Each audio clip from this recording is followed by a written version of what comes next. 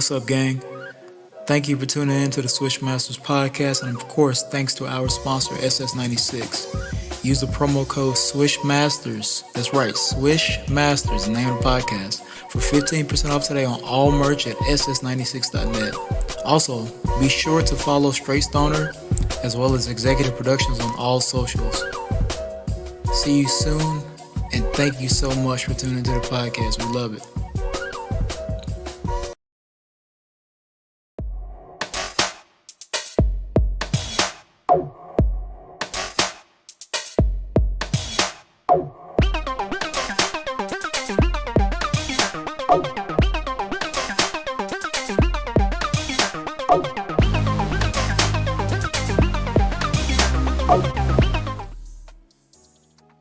Yo, Victor Wembanyama caused a lot of mess in the West, bro.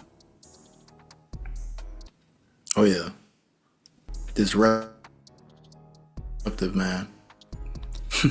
It was a lot. Very disruptive.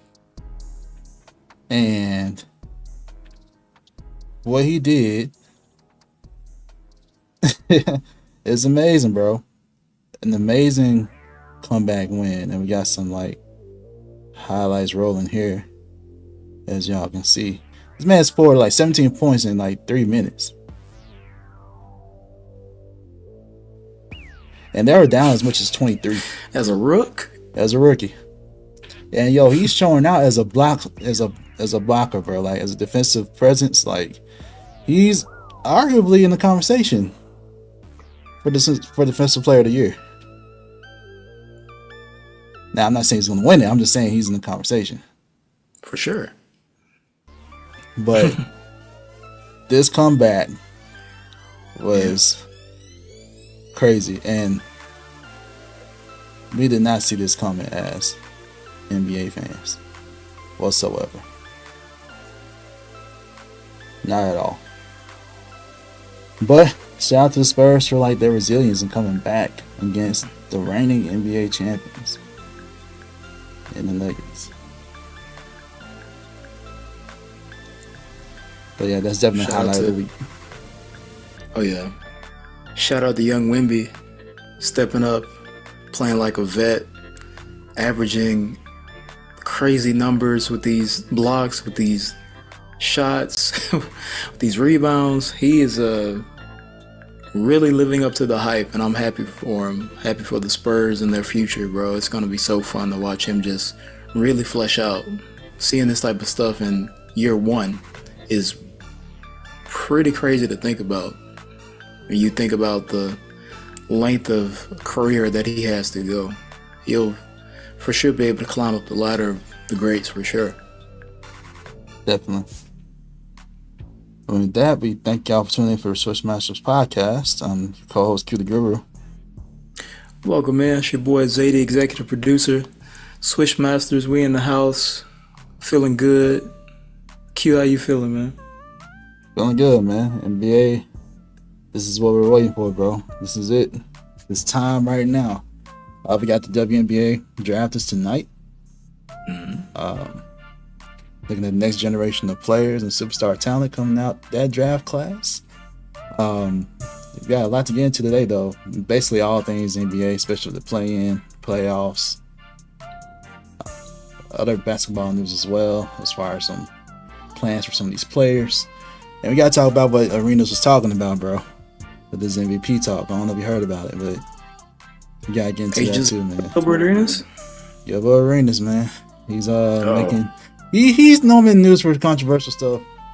Yeah, this is not his first time in the news for this type of stuff, but I feel like we gotta talk about it because it kind of adds on to this bigger conversation of when we talk about MVPs and stuff like that. So I'm excited to talk about that with you and get to our dribble drive segment. But as you said before, man, Wemby stirred up a lot of mess in the playoff games, especially in the West, because the Nuggets could not afford to lose that game. Since they lost, they basically lost their chances to get the top seed, unless, OKC and the Wolves lost. So I thank Wemby as an OKC fan for allowing this to happen. This gives us a chance, and it did give us a chance to get that first seed in the West. First time since 2012, 2013. OKC, Thunder up. Let's go. First seed. It's up. Yeah, man. How you feeling, man? I know that's your team, your squad. Number one. It's been a long time coming for you, but you're back. It is, and we were a young team when we got it back then too, and this is a young squad as well. Shout out to our head coach. He was voted Coach of the Year by the NBA Coaches Association. So yeah, well deserved. And I think he'll actually get the award as well, like the actual Coach of the Year award. I feel like he is the front runner for that. I mean, there's a lot of good candidates though. You got Joe Mazzulla as well. I've seen him as candidate. JB Bickerstaff with the Cavs. Tom Thibodeau. But what he did with the Knicks, despite the injuries. But of course, my vote is for my head coach. So, absolutely, as it should be. Yeah, man. So, some other notables too, man. We got the Knicks. They finished second. Yeah. In the East. But yeah, the playoff picture is set, despite the play-in tournament stuff, and we'll get into that in a second. But yeah, what's your reaction to these the set standings now? It's pretty dope, bro. I'm really, like I said, I'm happy for OKC. I know that Shai Gilgeous-Alexander has had a monster season, but you can't forget about his teammates who have also had spectacular years. Jalen Williams averaged 19 points a game, a big part of their offense, as well as the big man in the middle, Chet Holmgren, came back from that Achilles injury and killed it. Averaged a solid 16. All 82. Started all 82. That's big, especially coming off of that type of injury, and it's your rookie season. That can mess with you mentally as well as physically. So I'm really happy with just how they're progressing. And y'all are really set up well for the future because you still have so many draft picks. I think you got a lottery pick next year. Your team is the second youngest in the league, and you're number one right now. So the Thunder, man, just monstrous potential, and I'm really excited to see how this playoffs go. Like you said, the Knicks, with all the injuries, with Julius Randle having to be sat down for the rest of the season, they've found a way to carve out wins. Jalen Brunson was out here hunting for buckets. Josh Hart was being the heart of the Knicks, just doing everything, being disruptive for his team. Dante DiVincenzo had a record year with his three-point shooting. They're exciting, bro. And obviously, maybe seeing them. Miami Heat may be seeing the Knicks, and I'm looking forward to that matchup. It's going to be fun. But really, overall, very competitive season this year, especially in the West. When you look at the Clippers and the Mavericks, another meetup right there. Phoenix and Minnesota is going to be showtime for sure. Looking at Cleveland and Orlando, very, very good teams, very good squads, a lot of potential there. And of course, Bucks and Pacers, bro. Rivalry kind of brewing there. Giannis was mad he didn't get the game ball, so it's a little revenge here, a little get back, and you got a hungry Pacers squad, so it's gonna be fun, bro. This is a really good playoff bracket so far, and I'm looking forward to the play-in to see how it eventually is settled, and we can get into that soon. But yeah, man, I'm very impressed. It was a really good season, and it went by to me pretty fast as well. It did, bro. It did. But man, I'm excited for these matchups. Excited to talk to you about some of these matchups as well. But let's continue going around the rim first, man. We gotta react to how the finals played out in college basketball. Of course, they still breaking records out here, man. Yeah, man. The women's game has become, to me, in college at least, it's the top dollar. It's where the money is at for sure. Record of 18.7 million viewers for Iowa and South Carolina.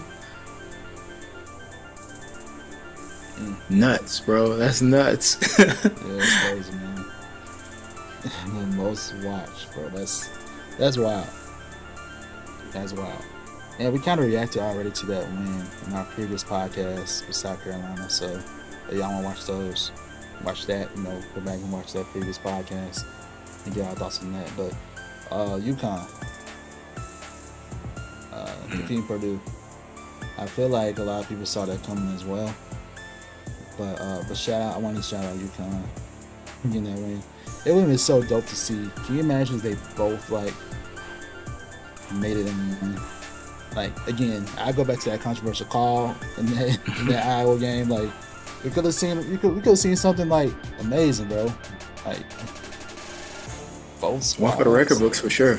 Yeah, it would have been something. But shout out to UConn's men's squad. I'm excited to see how Edie's game can potentially progress if he decides to go that way. We'll see. We'll just see.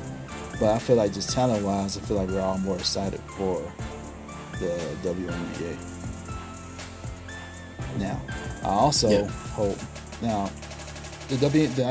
women's basketball shouldn't lose steam at all because you still got amazing talent coming back. You still got Juju, superstar, and a lot of other up-and-comers as well, bro. So, I know there was an argument saying, since Caitlin's going to go or Angel's going to go, what's going to happen, So, I don't know. Did Angel even declare for the draft? She did. Okay. Oh, yeah, she did. She did the same night. That's right. Mm-hmm. So, yeah, we'll see what happens, man. It should be kicking off. We're live right now. It's going to be kicking off soon. So, we'll say it's suspected that Caitlin will go to the Absolutely. I couldn't see it any other way. Right. Absolutely. Yeah. But yeah, it's gonna be good. It's gonna be good. Oh yeah, for sure. Women's basketball, both of these tournaments were really good. Really good. I think that obviously you got to look at the NCAA women's and just see all the top 5 in the draft right now, or prospective top 5 superstars in the making. And the game is in a great place for college basketball, especially in the women's game. You got to look at, and I don't think people give them enough coverage for being an undefeated champion in South Carolina. Shout out to Coach Don Staley again. They aren't going anywhere. I expect them to be right back in the same position next year, if not close. Then you still have Paige Beckers coming back. You still have a great team in UConn. So it's gonna be popping next season as well. So I'm looking forward to that. And even with Zach Edey, he had a monster game in the finals, and unfortunately Purdue wasn't able to take it home, but went up against a great team in UConn. Great matchup of the bigs there, and UConn was overall just the stronger team overall to me, so they able to get that win. But I think the game is in a good place, and as we get ready for these playoffs, we came off a great college basketball tournament run, and now we're going to even potentially better NBA playoffs. This is like hoop Christmas right here for sure. I know we have NBA Christmas Day games, but this is like the Christmas time of basketball season for sure. Yeah. Just continue to go around the rim. So we got some news. You told me about this. I was like, oh snap. I was just thinking about IT the other day too, bro. I ain't gonna lie. Phoenix is signing him for the rest of the season. So I'm so happy. And Phoenix, this is purposeful because they have not, remember, before the season started, they were favored to basically win the West. We were surprised to see how they were progressing. And it's honestly due to the lack of a point guard, like a true point guard, a floor general type player. Honestly, it'd been cool that CP3 would have been the perfect piece for that, but it's just hard to make all that work with the contract and the money. So, yeah, IT has experience. He can be a floor general. He can go score. He's a better option, I think, to provide some of that than what they have right now, as they try to make this run. And they got to make a run. Mm-hmm. We'll get to it later when we talk about playoff matchups and stuff. But KD, come on, man. Come on, man. This is it, bro. No more excuses. I love KD as a player too, man. I love KD. Just gotta keep it real though. This will be like what, third team, and this is a stacked team with talent that should not be. What were they, sixth? They were in danger of even getting out of the playoffs, bro. They were in danger of the play-in at one point. I'm glad they got it together a little bit, but they keep suffering late leads and stuff, bro, and that's all due to a lack of good point guard play. And ID can't provide it. So I like the move. I think it'll be great. Provides some more depth at that position. So yeah, what you think about it? I think it's a great decision by the Suns. And really, I just want to commend Isaiah Thomas for staying ready. I follow him on Twitter, and he's always in the gym, always working out, always staying ready for the moment. And I'm happy to see that he finally is back on a team and getting this opportunity, because he, to me, if anyone deserves it, is him, with how his career has been, coming off of an MVP season, and unfortunately had that injury that just kind of set him back for a while. But now he's shown, and he's doing his thing. He's proven his worth, and I think that Phoenix needed someone like him to be able to help carry that load, help KD and Devin Booker, Bradley Beal out. And you get someone with veteran experience. He's not new to it, you know what I mean? So I think he's prepared and he's geared up for the opportunity at a deep playoff push for sure. But yeah, I really just commend him for never backing down, never really giving up. And it's so easy, especially being where he's been at the height that he's been an MVP candidate, and to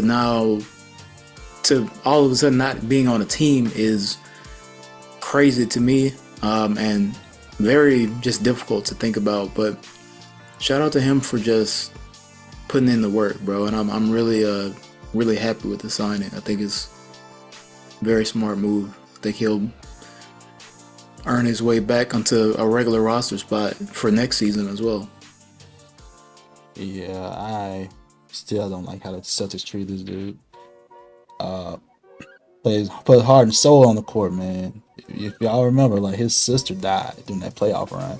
I don't remember this specific year. It's a couple years ago. Man, played his heart and soul. Still played on the court, man. Dealing and grieving over his sister's death. And balled out. He balled out during that run, bro. 50. Absolutely. And he was scoring like crazy, bro. Leading this team. And then got hurt.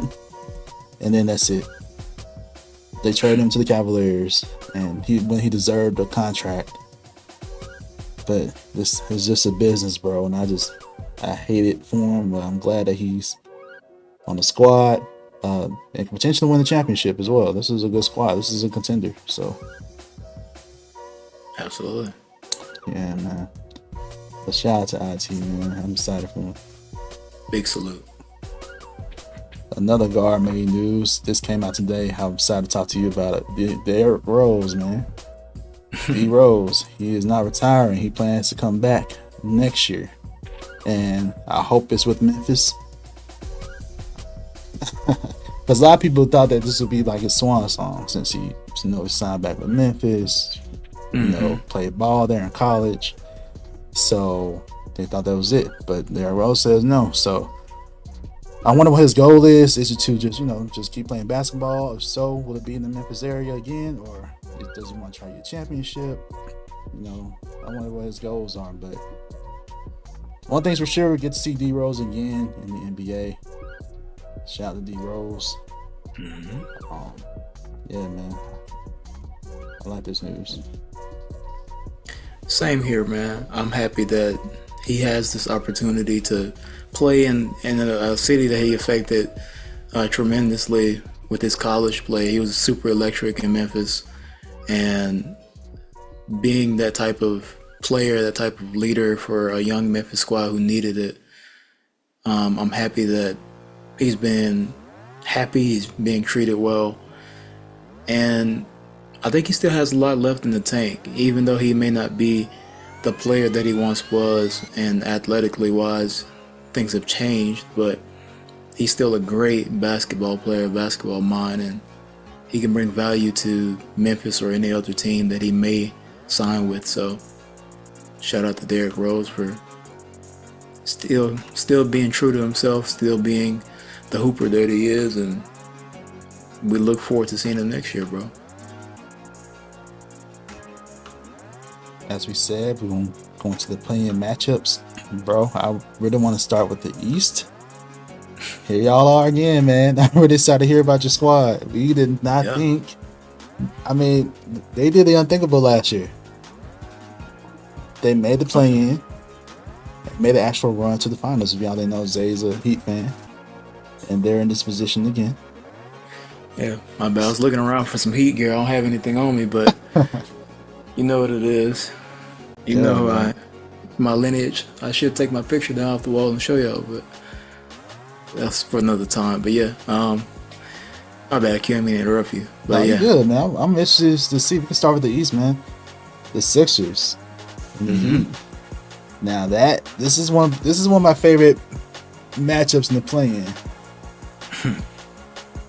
And the winner of this game gets a 7th seed, and the loser does get another chance to make it. So I feel like both teams will make it. They'll make the playoffs. You know what I'm saying? It's just a matter of who gets what spot.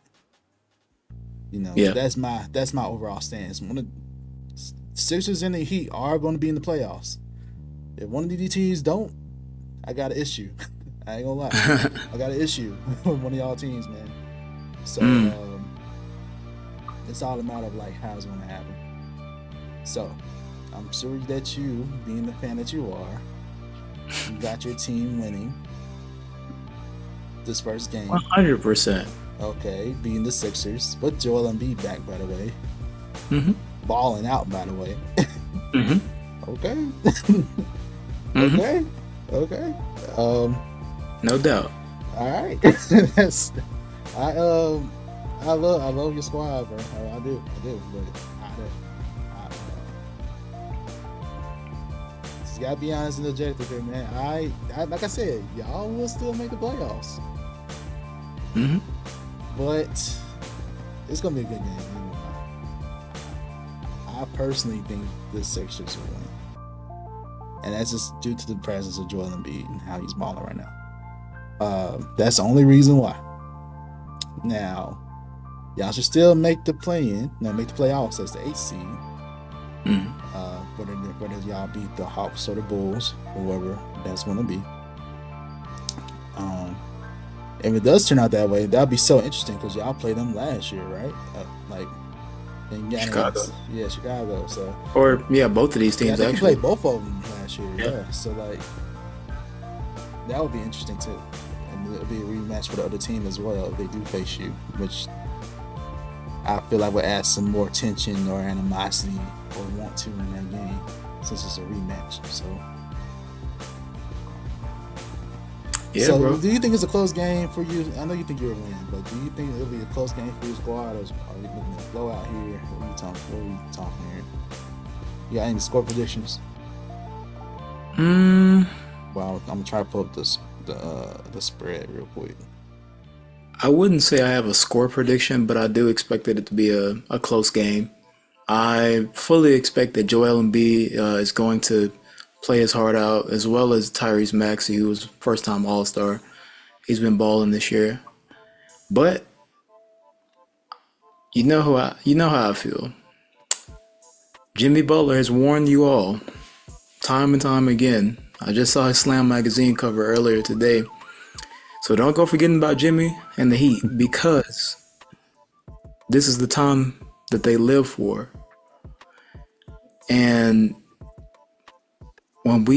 when when the Heat are clicking on all cylinders, I don't think there's anyone in basketball who can beat them. Jimmy already has said no one wants to see the Heat in a 7-game series. So regardless of seeding or positioning, this is going to be a very, very, very tough game for Philly, for the Knicks, for Chicago, Atlanta, whoever it is. So I fully expect them to ball out, to win, and to get ready for a deep playoff run, because that's what Miami does. I think it's important to note that we have to obviously make the others beat us if that's the route it's going to go. Joel Embiid cannot have any comfort on the floor. So it's going to be a battle, and I'm looking forward to it, bro. I expect greatness because that's what Miami produces. Yeah. Respect. I respect it, bro. I do. Got you. Ideally, my ideal matchup, though, since we're predicting the play-in all the way, I'm predicting, Heat being the 8th seed. That means y'all facing against the Celtics. And I feel like y'all will be so overlooked and so be treated as an underdog in that matchup that y'all will actually win. I feel like y'all can actually win that matchup against the Celtics because, one, y'all did it before. So this is going to be a great matchup. Although, again, this is a different Celtics team now with Porzingis. So it'll be very interesting. But I feel like that'll be a tough, grinded out type series, though. But we'll see when we get to it. But I'm predicting to come out the East in this play-in, the Heat and the Sixers. Sixers with the 7 seed, Heat with the 8 seed. Ideally, both teams should want to win this game because you will have I don't want to say easier, but just the Knicks are hurt. I'm just being honest. It's a lighter run, I'm just saying, than playing something like the Celtics, and then on that side of the bracket. So, yeah. Do you still want to talk about Bulls and Hawks? Who do you think winning? I mean, I know we both kind of think the same thing, but that one's kind of random because just Chicago to me is just.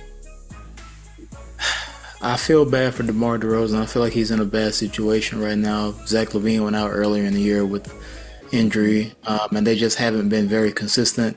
I'm pretty sure you've seen that Shaq in the Fool moment with Torrey Craig and Andre Drummond. I vaguely remember right now. I think I remember something happening.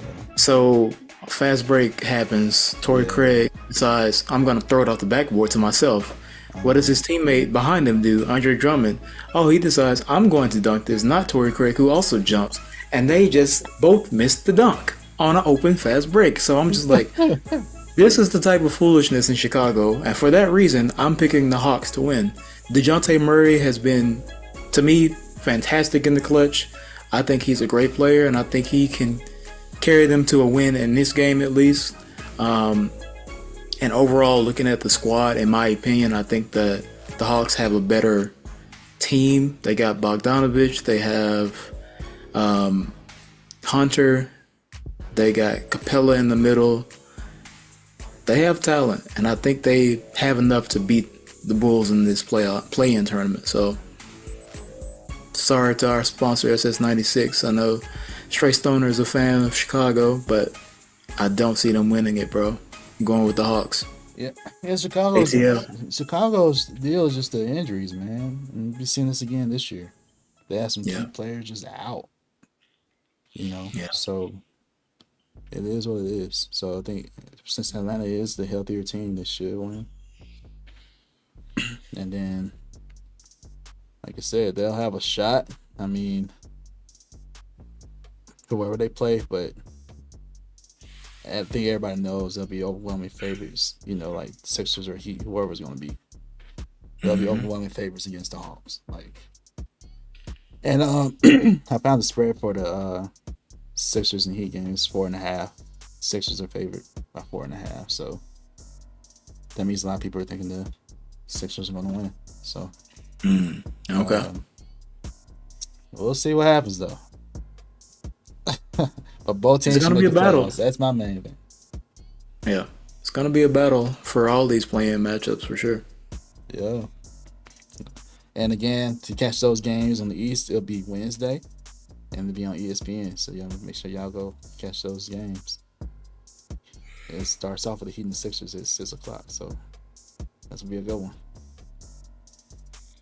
Yes, sir. Let's shift to the West, man. These are also some good matchups. This is tough. This is hard. I'm excited to hear your thoughts on these matchups, bro, in the West. So we got the Kings and the Warriors, and Lakers and Pelicans. You see a rematch with the Kings and the Warriors here. This is gonna be a good one. I guess we're gonna go ahead and start with them. So the Warriors have been so flaky, man. It's like I had to put a lot of ifs when I talk about the Warriors now. Like, if Draymond doesn't find himself get ejected and control himself, they have a chance. If Klay Thompson shows some type of shade of what we know he can be, they can win. Jonathan Kuminga can't just. Actually, he's been kind of consistent. Shout out to Kuminga this year. Wiggins has been disappointed this year. If he can be just the playoff Wiggins we saw, All-Star Wiggins, it's over with. But this is the thing. This is a matchup that the Kings like. Yeah. At their style of play. They like playing the Warriors. And I think this season they won the regular season matchup, I believe. So like the regular season series with these two squads. So it's hard to pick against Steph Curry, man. It's hard. It's hard. This is different because this is difficult because whoever loses this, you're out. That's it. Yeah. You have no other chances. So yeah. Oh, all right. I'm gonna just pick. I'll be the objective pick based on the experience. Okay, so based on the championship pedigree that the Warriors have, I would pick the Warriors. Although, would I be surprised if the Kings win? No, I would not. But my objective pick, because of the championship pedigree that the Warriors have, and it's kind of like as a fan, I kind of have to go with this pick because of what they've done to earn it. You know, they earned that respect. That's my stance on picking the Warriors in this matchup. And if they lose, bro, it's a whole nother conversation. What are your thoughts on the Warriors and Kings? Ooh, this is tough one. The Battle of Northern California, basically. I think I've said it before. I'm a big fan of the Sacramento Kings. Love Mike Brown, what he's been able to do out there. De'Aaron Fox had tremendous success, and he's the hometown kid. Well, not the hometown kid, but he's been there his whole career. Love his style of play. Sabonis, triple-double threat at all times. I'm a big fan of the Kings, bro. But Malik Monk, I believe, is out with a season-ending injury, which really hurts them because he's that spark off the bench. He can really just turn up whenever they need it. That hurts them a lot, in my opinion. I really am rooting for the Kings. But like you said, the Warriors have a championship pedigree. Steph Curry is undeniable with his greatness. You got that whole core crew, Steph, Klay, Dre. You add a CP3 who can bring veteran leadership, bring in some moments of relief for Steph and just help them out on the floor. Kuminga has been solid this year. And with them being in the play-in, knowing they should not be, to me, both of these teams are much better than their records say. Dealing with injuries and, just to be blunt, I guess Draymond kind of just sabotaging the team. for the Warriors, in my opinion. They should have been way past this play-in. They should have been at least probably like 4 and 5, in my opinion, with the talent, with their, especially compared to where the Kings were last year. I expected a lot more out of them, but here we are, and it is what it is. I'm rooting for the Kings. I really am, but I also am like you. I wouldn't be surprised with the Warriors win here because they just have that experience, and I expect this to be kind of a kicker for them to really get into playoff mode, to really try to go on a run and go for another chip. If they can string together the chemistry and help and just play well, they're hard to beat. They're still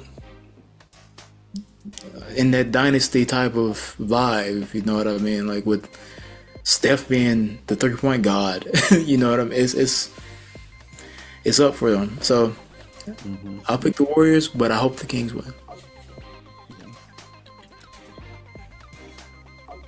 I'm with you on that. It'll be so cool if we see the Kings win. That was a good point by Billy Monk. And the spread on this game is 2.5, favoring the Warriors, and that could be due. But again, even with Malik Monk out, that's pretty low. You know what I'm saying? So like, these sports books see it as a really close game, and the Kings do have a chance. And it's like we said, it's all because of what the Warriors have been through this season and how they've looked, and probably based on the results of last year too. But again, we'll see. It's an exciting matchup. So we're both going with the Warriors, although we wouldn't mind seeing the Kings win. Absolutely. Right. And we wouldn't be surprised if they win. So, yeah. But the Warriors, man, it depends on what happens in the game. If, say for example, and shout out to Draymond for doing better since that like first minute ejection you had the other week, which is crazy. I wish we talked about that on the show, on the podcast, because that was ridiculous. But it all depends on how they win or lose or whatever, bro. So let's talk about this last matchup in the West, man. We got the Pelicans and the Lakers.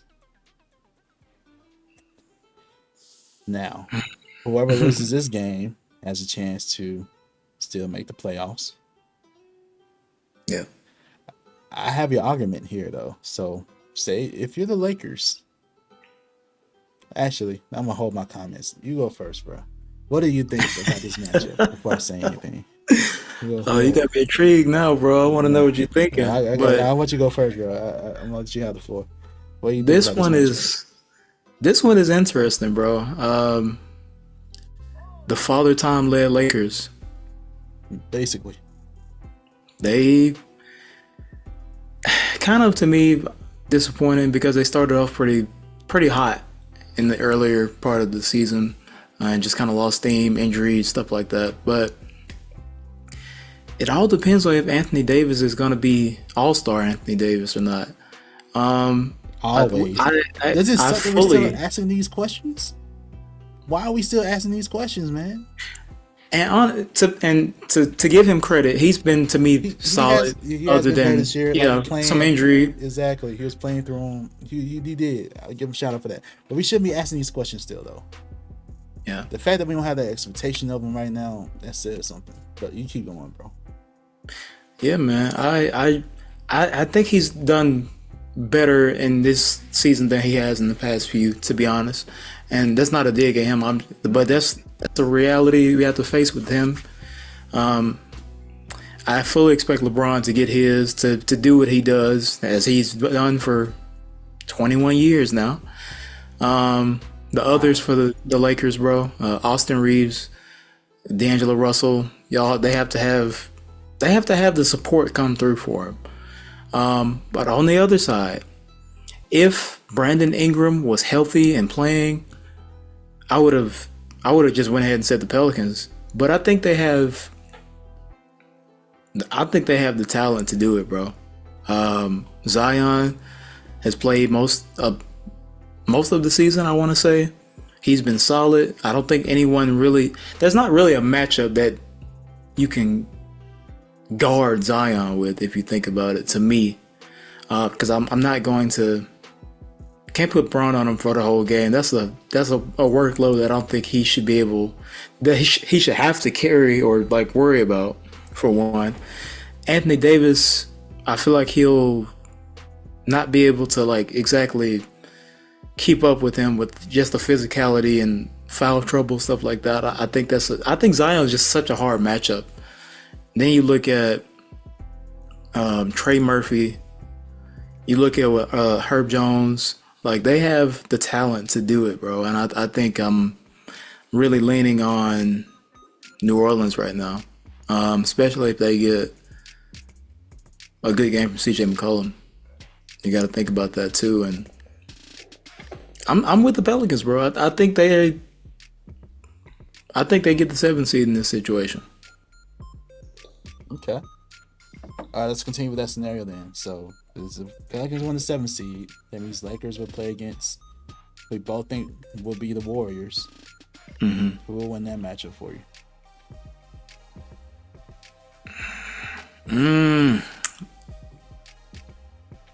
Well, once again, dang, if well, if Draymond stays in the right mind, and I promise, we're not just picking on these players, bro. This is legit. Draymond we have to ask. We got to consider it. So, I get it, but if he's in the right mindset and he locks in, I don't know if the Warriors can. I don't know if the Lakers can beat the Warriors in that situation. Really? They beat them last year, but I think Steph has remembered that. And I think he's going to be on a mission. That's just my opinion. So I would pick out of Warriors and Lakers. If that matchup happens, I'm going Warriors again. Okay. And Lakers is out the playoffs. Oof. It's tough, but I just don't. Oh, that's gonna be bad. Yeah, I don't know, bro. They have to show me more than what they have. All right. I just don't see it. But I could be wrong. I don't know. But that's where I'm at with it, man. What about you? Yeah. So going back to the Pelicans and Lakers, the Lakers are favored by 1. 1. That tells you how close this game is going to be. Based on how the spread is looking. Now, what I was about to say before was, if you're the Lakers, wouldn't you want to lose on purpose? Oh my god! I'm just saying. No. Do you want to repeat of what happened last year in the first round of the playoffs? Technically, you have a better chance going against OKC. I'm just being honest here. Because we're a young squad. We're young. I would still pick my squad and win. But do we really think... Okay, for real though. If I'm the Lakers, I do not want to see OKC, bro. I'm not about to be running. That's true. We will have you running. No. I'm just saying though, like, you already know what it's going to be with Jokic. Yeah. I'm just saying, technically the easier path, although it's not easy, don't get me wrong, but wouldn't you rather play OKC? A young squad? Than the Nuggets? I guess so. Yeah. Who you lost to? And swept? Swept by? Come on, man. Yeah. I'm just being honest, bro. If you're the Lakers, I get it. Lose? I get it, but now, of course, we're not questioning their intent or intention or anything like that. But of course, they want to win. Yeah, don't get me wrong. I'm just saying. Of course, they want to win, and of course, they'll play whoever. But you can't deny the reality of the situation that they will probably be in a better position based on the standings. But to give my honest thoughts now, for real, about this game, you had a good point about Brandon Ingram, though. He is coming back from injury still. He returned in their finale game. Based on the report I just read just now, he's expected to have his minutes increase But will he be on the minutes restriction though? You know, so because you gotta think about it, if you're the Pelicans, if you lose, you still have another chance. And I would really worry about my health of my player first. So probably want him on minutes restriction against the Lakers, unfortunately, and then have him lay it all out there in the final playing game, or wherever that'll be, whether it's Warriors or Kings. Because the Pelicans will have a high chance, in my opinion, that they play against the Warriors or the Kings. So you're picking Lakers to win this one? I was just wanting to clarify. I believe LeBron can give you one. And if this is the one that he wants and they want, LeBron will give them one. Do I think it's going to pan out? Nope. but at least you get some rest. You know, they probably value that above everything else. So let's go on and win, get some rest, and prepare to play against these Nuggets. Fair. So that's why I think the Pelicans will beat whoever comes out, whether it's the Kings or the Warriors, and we'll have both of them in the playoffs. Okay. And that would put the Pelicans in OKC, which I wouldn't mind at all. Yeah. You know me. I think that's a very doable matchup for us. That'll be a fun series, bro. I think it'll be real. It's gonna be fast paced. It's gonna be nice. It's gonna be fun. Yeah. But good young talent. For sure. Those are our thoughts on the play-in. What do y'all think about these matchups? Who do you predict is gonna win and officially get in the playoffs? And eventually we have to have a conversation eventually, bro, about the play-in. Like, some people are having conversations about this whole tournament again. Like, is it really worth it? You know? Because you're playing this whole regular season and you're rewarding these teams that are technically bad during the season. Like, to be honest, is anybody going to watch Hawks and Bulls? People in Atlanta are. I mean, other than the fans of them. I mean, like, for real, though. I'm not going to watch that game, y'all. I ain't going to lie. There's a reason why ESPN put them as a nightcap game. People got to go work in the morning. They'll sleep during it. You know what I'm saying? Like, that's why it's East Coast, bro. They put Sixers and Heat first for a reason, man. Now, I ain't gonna lie. The West side definitely way more interesting to me. The West was tough this year. Very tough. Yeah. Yeah, it's just interesting. And then again, you're a team that technically would have made the playoffs. They were talking about a couple years ago, if you're 7th or 8th seed, and you have to play an extra game.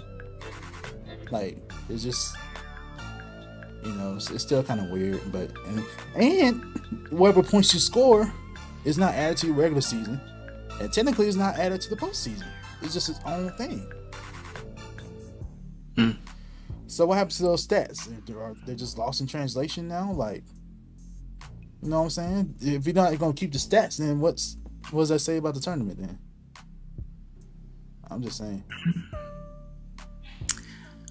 Yeah, this is just my basic points, bro. I don't know. Y'all tell me. It's debatable. Yeah. So we can have that. That's for another day. But take a pause real quick though, and come back with our dribble drive debate, bro. I'm excited to talk about this MVP. Okay, I'm looking forward to it.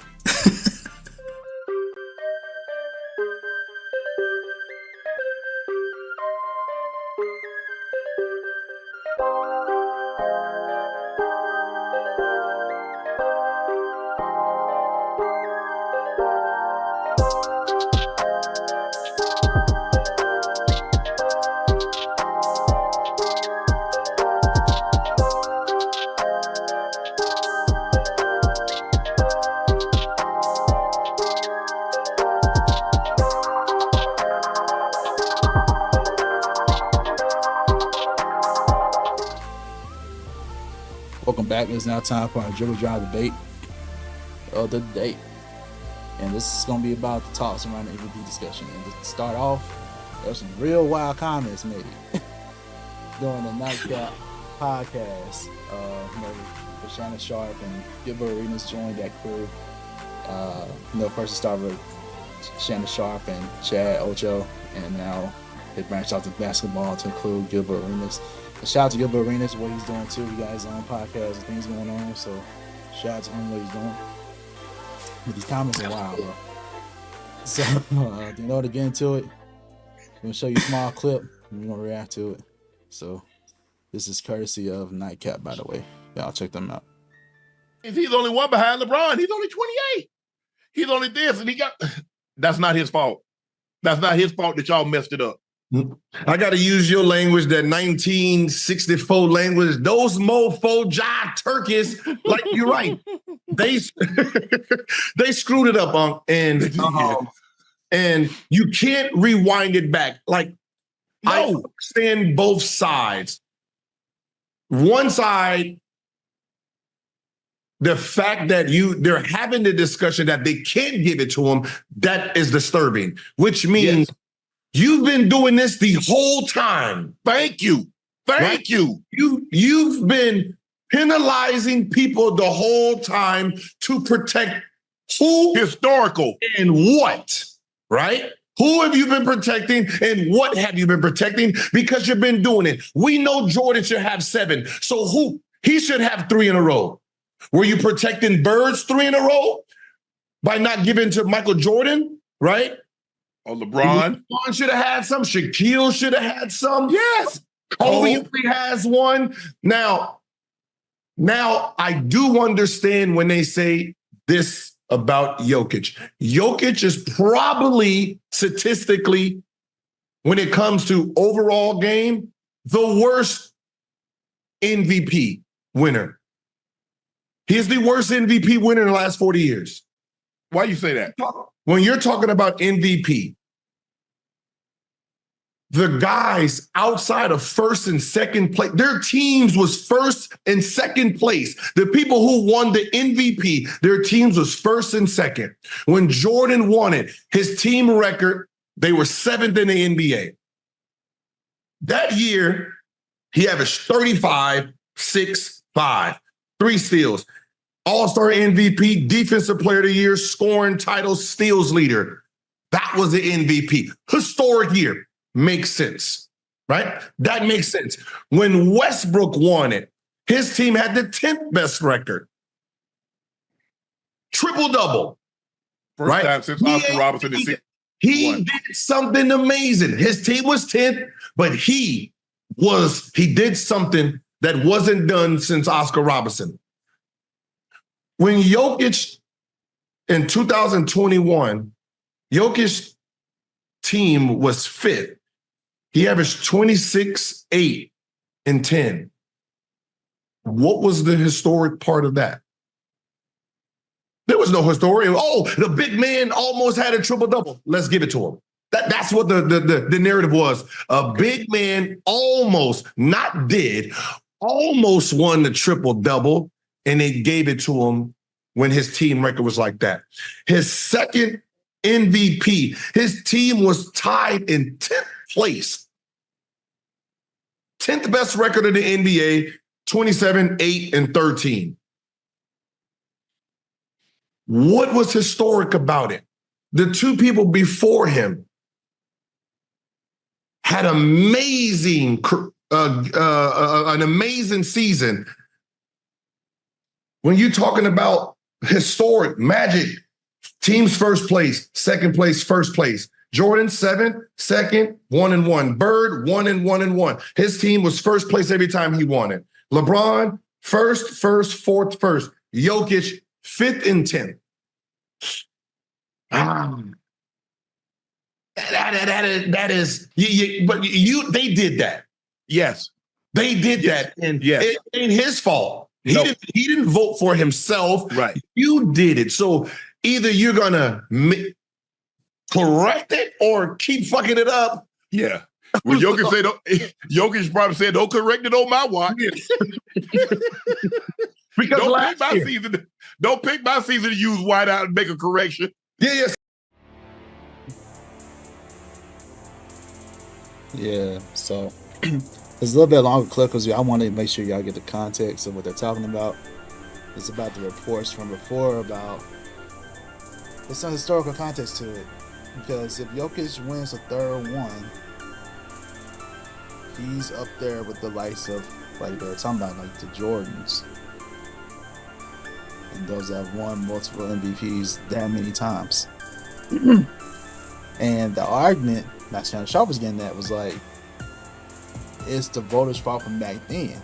Like, they're the ones that didn't want to give Jordan so many MVPs, or Shaq, or Kobe. You know what I'm saying? Even LeBron in some in cases as well. He could have got more than what he has right now. So this is where the issue lies in. You don't want to just penalize Jokic just because of what happened in the past.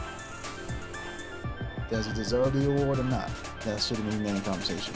Where Gil kind of offended some folks is just how you said it. Like, the overall point makes sense, but how you said that one part, that should. By the way, he stood by what he said too. By the way, although I disagree, he's not the worst MVP of the last 40 years. That's not. It's almost, I don't know. It's almost oxymoron. Like, the skill and talent that Jokic has, his game is not one of the worst games we've seen. It's one of the best games we've seen in NBA history. Like, that's such a unique talent, and deservedly so. He's won 2 MVPs so far, and I feel like the first MVP, I understand about that point. A lot of us were like, he should have gave it to. I forgot who was contenders. I think he said it was Greek. I think he said it was Giannis. I believe it was back then. But Jokic was doing some amazing stuff, and he's focused on the overall standings in 10th, like, of all the NBA. That's still the top 10 team in the league, like, out of what, 32?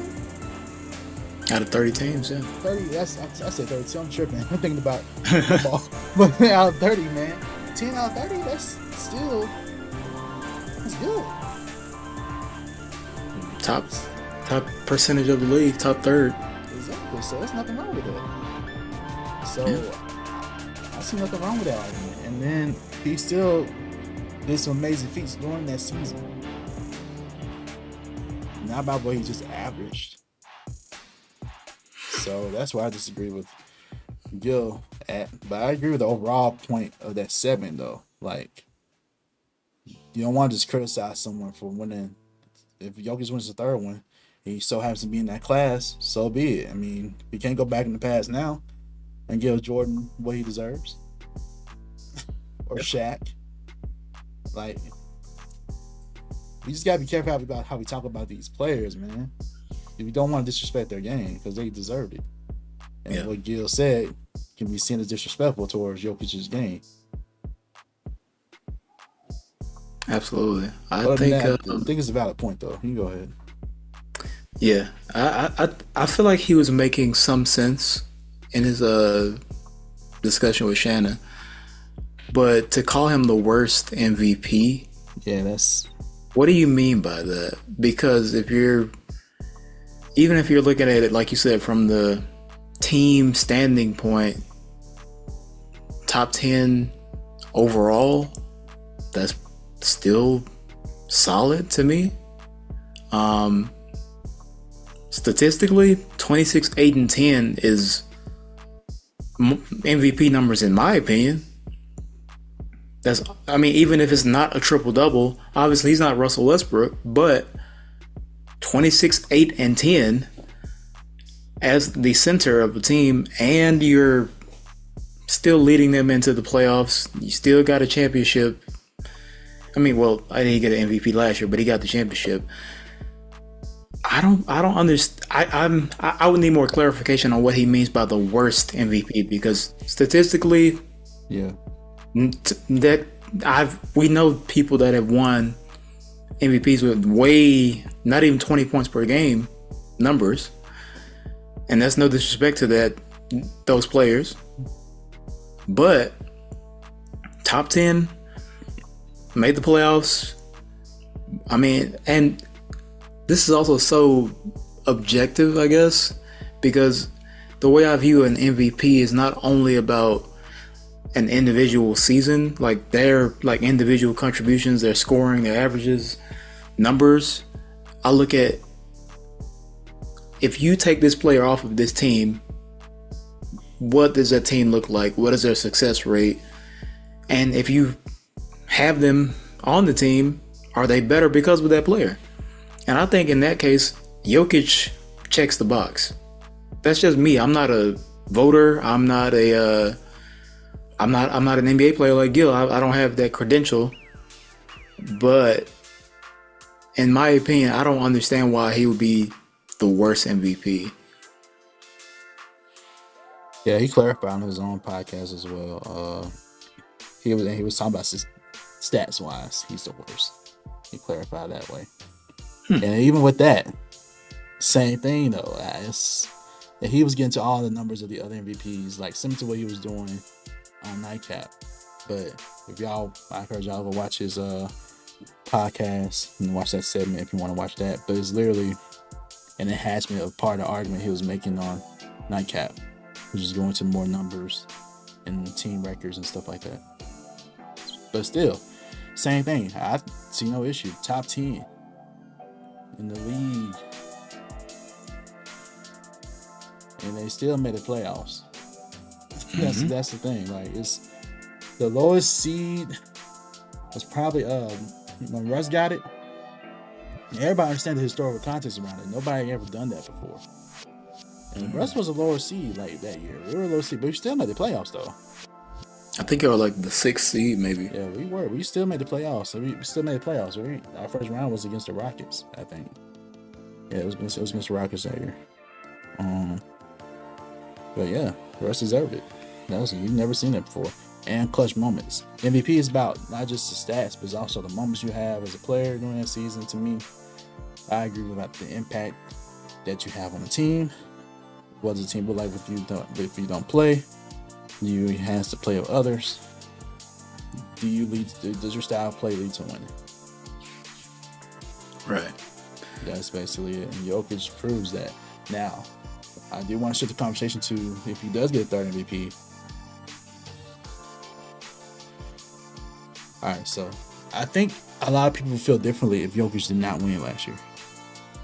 If Jokic didn't win last year, this will be a different conversation. But since Jokic won and how he won, I have no complaints. I really don't. I was starting to question, like, if Jokic didn't... My main argument last year when we were doing the podcast, like, if Jokic didn't win, you have to have, like, some serious questions about it, you know what I'm saying? But since he won, he's kind of, like, earned that right in that pedigree. So if he wins again, he'll still be a champion. 3-time MVP, champion. He deserves to be in that light. You know, he won. Yeah. It's so funny to me that there's this debate around the MVP when, like you said, like, who won the MVP last year? Who was 2023 MVP? Joel Embiid, right? Embiid. I really don't think that we would be thinking about his MVP if he won the championship. You know? And that's just me. Maybe we would, but I don't know. It's rarely been an occasion in recent memory where the winner of the MVP for the regular season has won the championship. And everyone, to me, or at least that I like speak to, they talk about the champions. And like you said, Jokic didn't win MVP last year, but he won the championship. He's earned the right to be considered. You know, it's not like he's won the trophy. He hasn't won MVP just yet. They hadn't announced it yet, but it's up for debate. And I think that it's just so, it's kind of, to me, just out of pocket to say he's the worst MVP because of 26-10 is nothing to sneeze at. Nothing to sneeze at. And I guess I'm gonna go ahead and say this. During Gil's time, during his prime years, who won MVP? And who had worse numbers than that? 2-time winner Steve Nash. And I love Steve Nash, but he didn't average 26 and he averaged a double-double. I think he had like 17 and 10 or something like that. And Phoenix was obviously at some of their best basketball at the time. After Steve won 2 in a row, Dirk won. He didn't win the championship. None of those years were championships. And the numbers probably weren't 26 and 10. In my opinion, does that make Jokic worse? No. I don't understand that. To me, that doesn't really like compute in my head. But yeah, I can't help to think that there's some type of bias in there when you say a statement like that.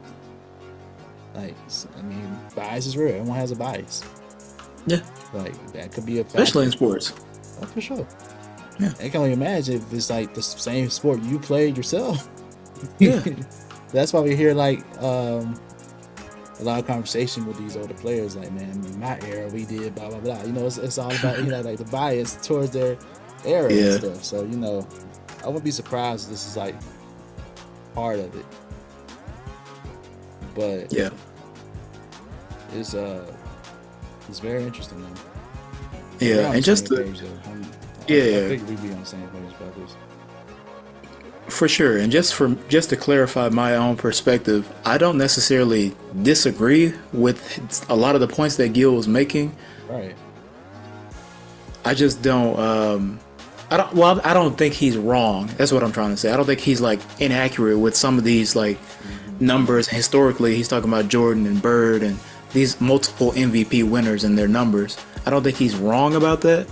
I don't necessarily agree with the part about Jokic is the worst MVP when to me he's had spectacular seasons that you don't see that very often from a player like him. And his team, even this year, tied for first in the West. They just happen to be second because OKC got the tiebreaker. So yeah, and we're on the same page. So that's why I played it. That's why I played the video that long. You know what I'm saying? So you get the context around the conversation, because the conversation was actually valid. Yeah. It's that one point Gil made where it's just like, I don't agree with that. Once he said that, everything after that, I was like, I don't agree with that part. But everything else, I understand. Yeah. And that's his opinion. He has a right to it. It's an objective that he has, and I understand that. I respect that. But I respectfully disagree that Jokic is not the worst MVP, in my opinion. Exactly. And some people, when they have this conversation, they're kind of just attacking Gil, but he doesn't deserve that type of attack though. Yeah. Like accusations like being racist and all that stuff. I'm like, nah, he doesn't deserve those types of attacks though. We don't agree with the statement. We gave reasons why we didn't agree, but like he didn't deserve that much. I just think people just pick that statement and then you react to that statement. That's why I want us to have the context, because context is so important with stuff like this. Absolutely. And we got the context, and then there you go. Yeah, Gilbert Arenas has earned the right to speak his mind on basketball. He's one of, I've watched his show. I've heard he's obviously he has some hot takes, but that's who he is as a person. But he has the basketball IQ, and being one of the most exciting players during his era, he has the right to, and he's not wrong about these things. He's very basketball savvy. Don't get that wrong, but yeah, he has his takes. Yeah, y'all let us know what y'all think about this discussion. How would you feel if Jokic won MVP a third time? What do you think about that? Let us know. We'll be back after a short break and wrap up the podcast with the full court press and the final swish. Stay tuned.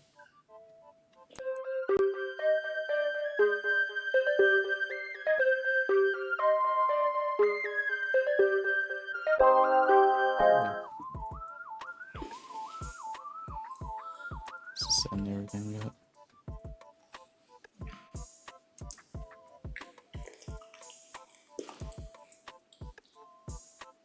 So bad.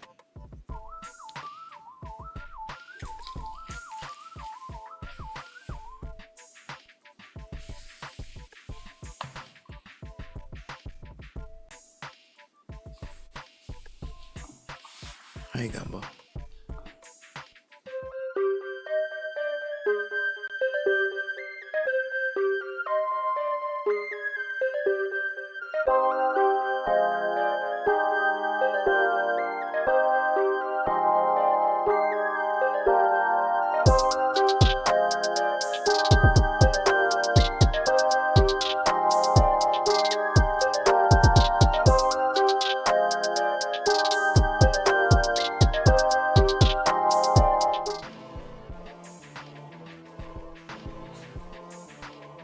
All right, time for full court press. The Pacers dropped 86 points in half, bro. In their finale. The Pacers mean business out here, bro.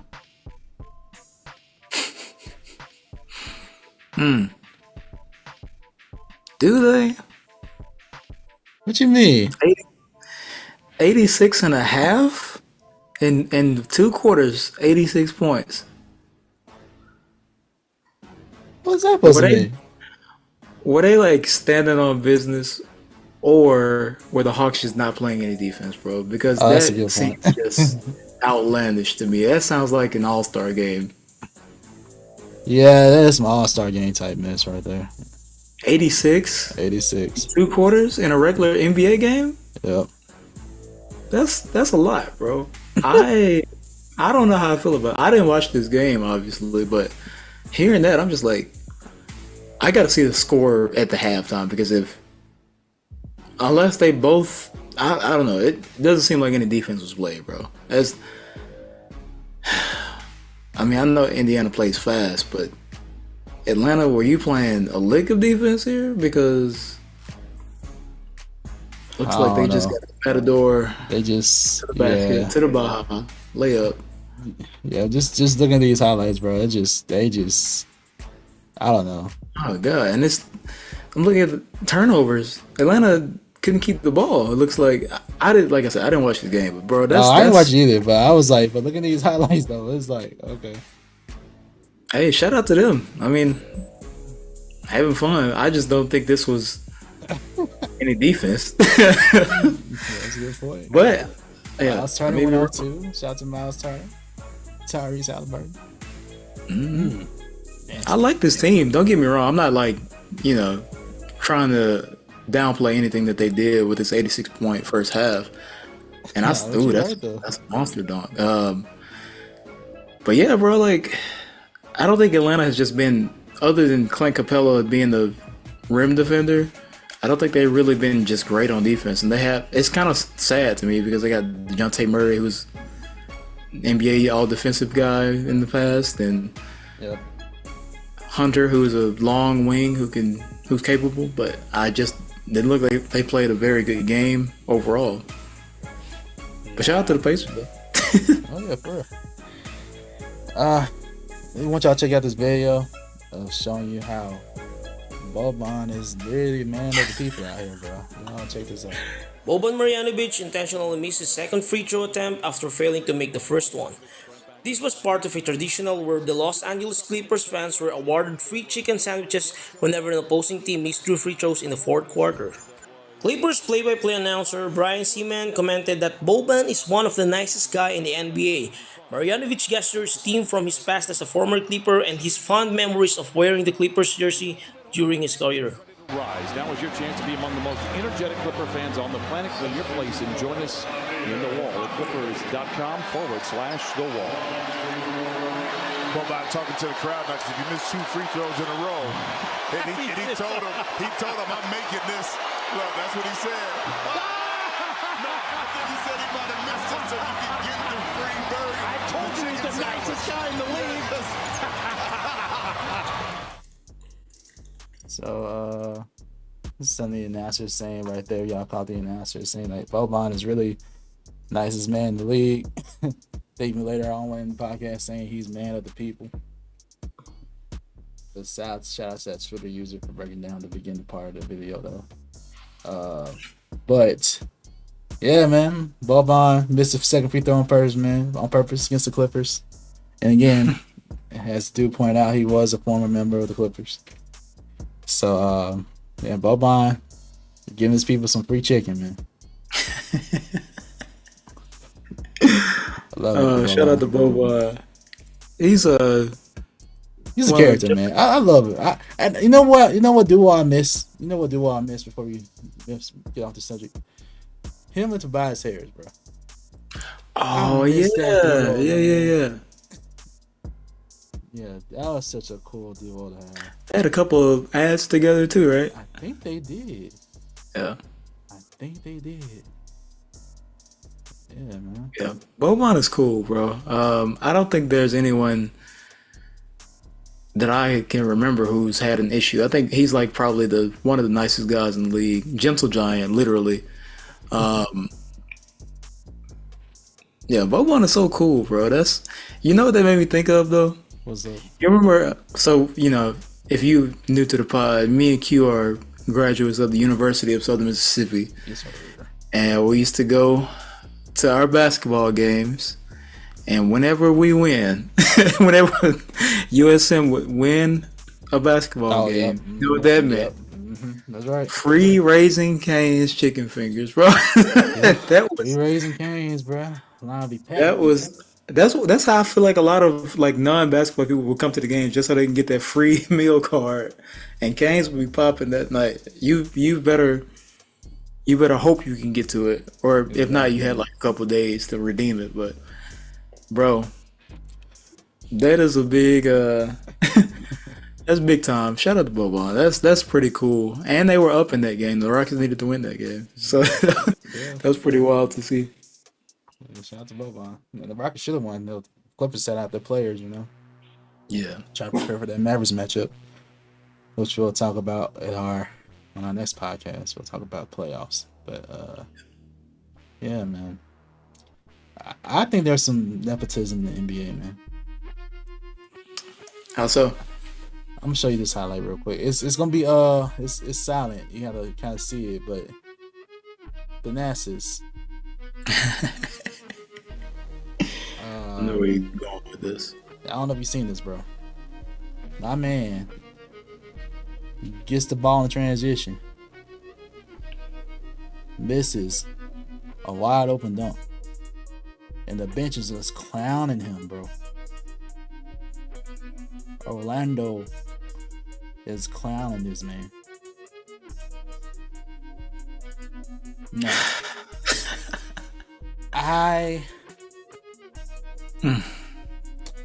Let's be honest, bro.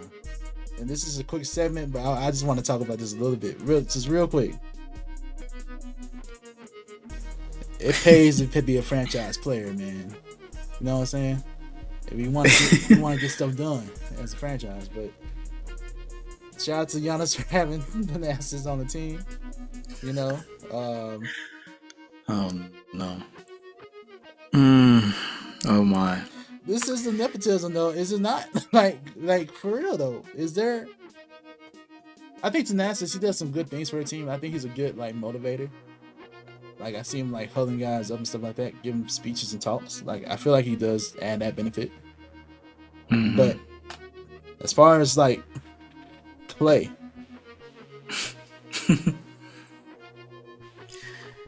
will we see him on the NBA team if it wasn't for Giannis though? Do you see his other brothers on teams right now? Kostas played for the Lakers for a minute. Is he there now? No, but I'm just saying, he was there. I think he got some other brothers too, right? I think they're trying to get in the NBA. I think. I want to say it's Giannis, Thanasis, Kostas, and Alex. Yeah, I thought there was one more. I think Alex and Kostas may be in the G League right now, but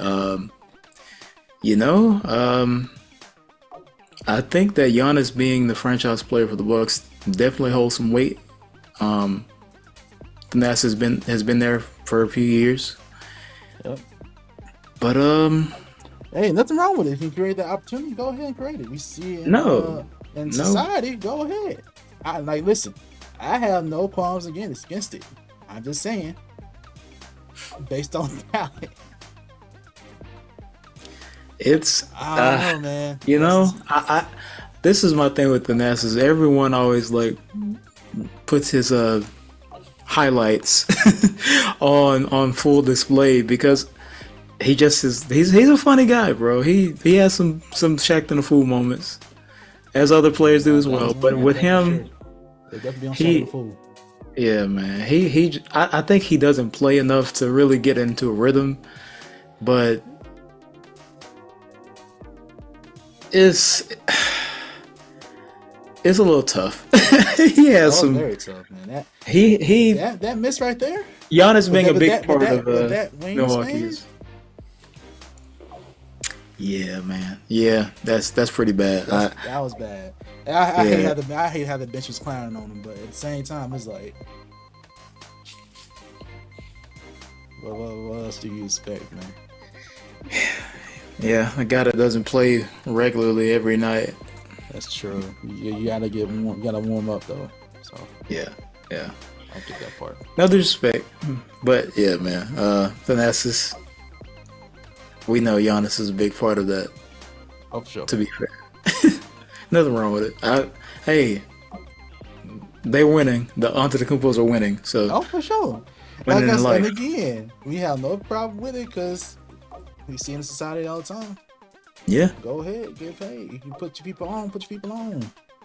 As you should. Especially your family. Go ahead. Nothing wrong with that.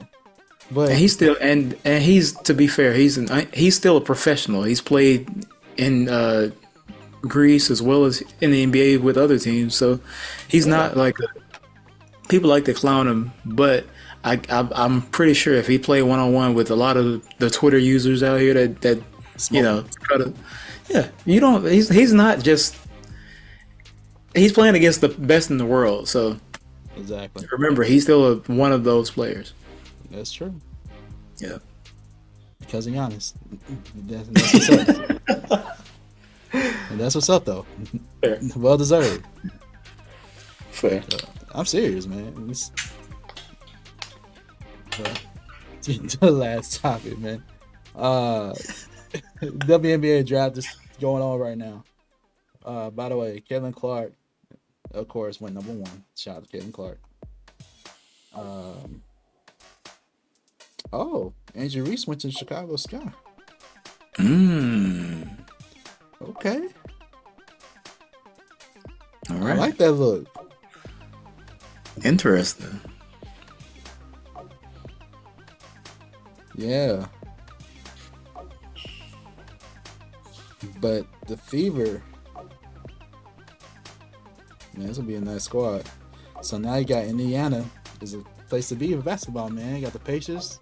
They're about to be in the playoffs. Tyrese in their squad balling, and now you got Kevin Clark. Oh yeah. Excuse me.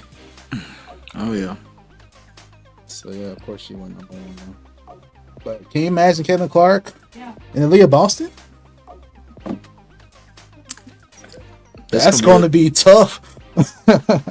Yeah, that pick and roll. Ooh. That's going to be tough to defend. Good luck to y'all out there. Caitlin Clark in the league of Boston? Tough. Who made records herself as a rookie? Yeah.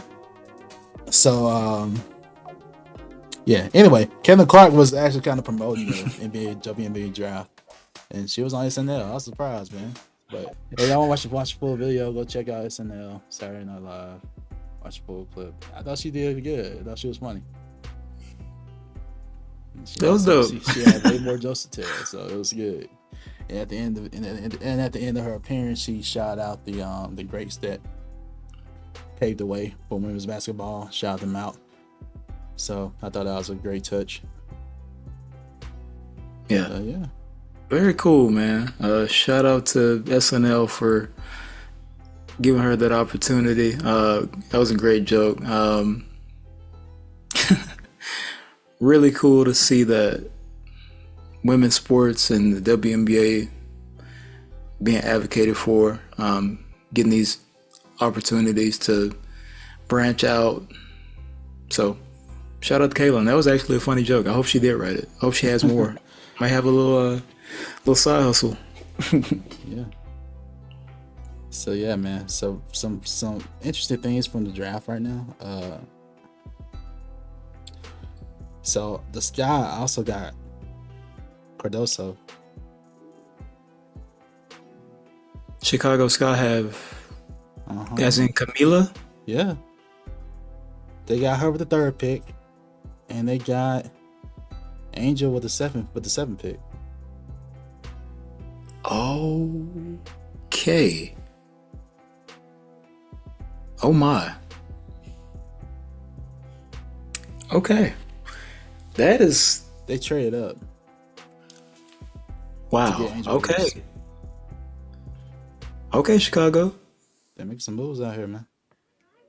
I'm tuning in. I'm locked in. Okay.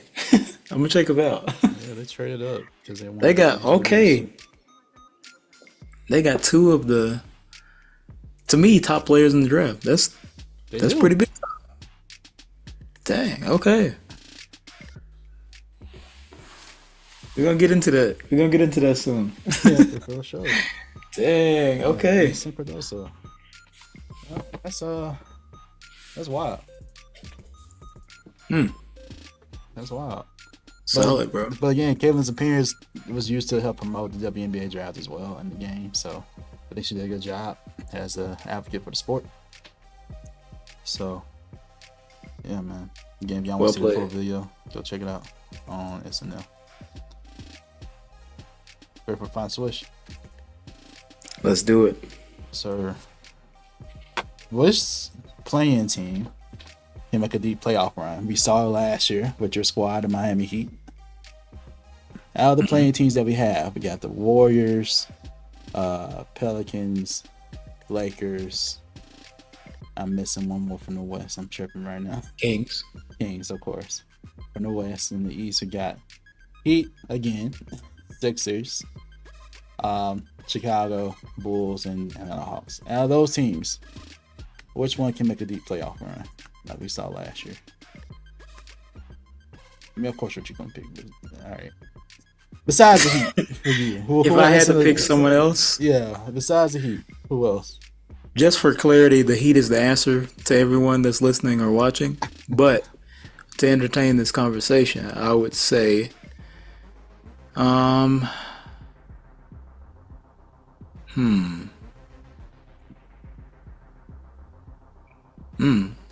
it's between Lakers and Warriors for me to make a deep playoff run. And if I had to pick out of those two, I would go ahead and say the Warriors. Yeah, I respect that. I'm gonna go with the Sixers. As Big is healthier, I can see them making a deep playoff run. Because they're technically in the play-in. So, yeah, that's that. Let us know what y'all think about this. Who would you pick? Drop the comment. For sure.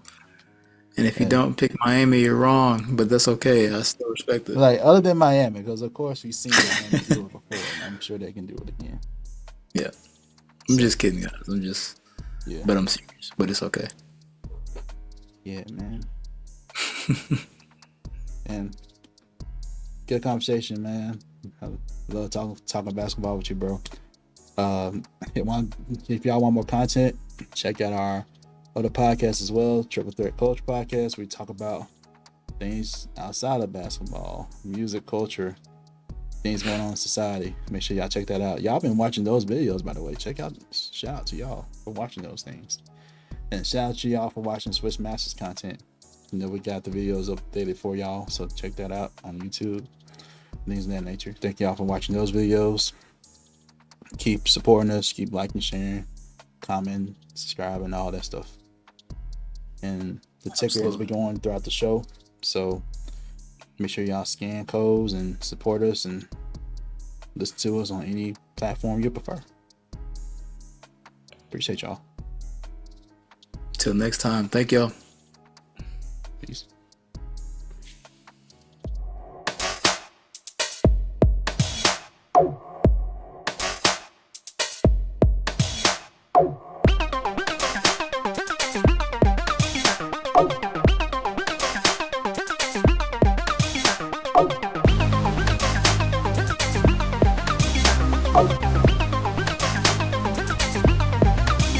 Peace.